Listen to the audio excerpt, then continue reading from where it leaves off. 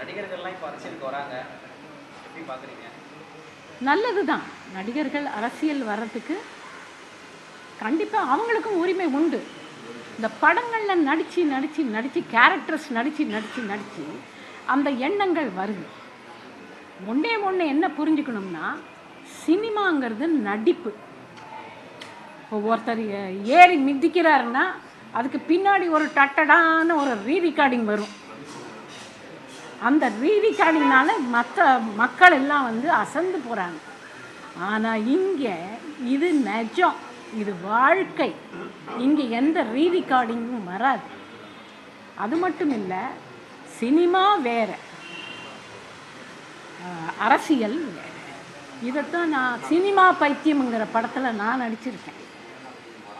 சினிமாங்கிறது வேற, வாழ்க்கைங்கிறது வேறன்னு.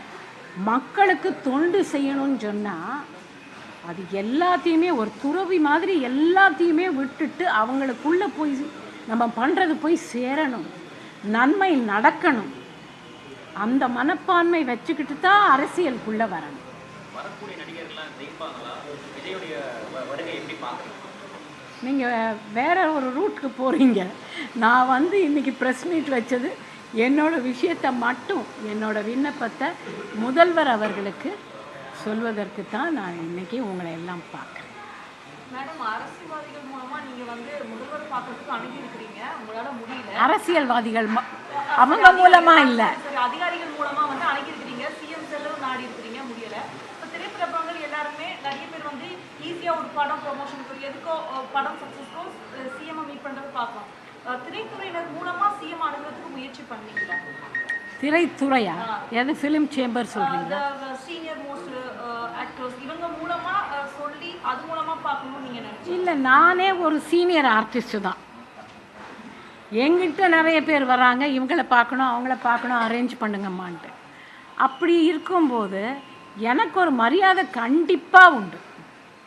ஜெயசித்ரா பேசணும் முதல்வர் அவர்கள்கிட்ட அப்படின்னா அதுக்கு ஒரு மரியாதை கண்டிப்பாக உண்டு. 3 வருஷமாக நான் வேட்டையாடிக்கிட்டே இருக்கேன் முதல்வரை பார்க்கறதுக்கு, ஆனால் முடியலை.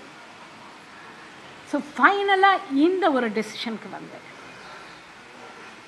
உங்கள் மூலியமாக இந்த மெசேஜ் அவருக்கு போய் இதை பரிசீலனை உடனே பண்ணி, அந்த நிலத்து மேலே எந்த கட்டிடமும் கிடையாது, அந்த அம்மாவுக்கு திருப்பி கொடுத்துருங்க அப்படிங்கிற ஒரு ஜியோ பாஸ் பண்ணி ரீகன்வே எனக்கு பண்ணேன்.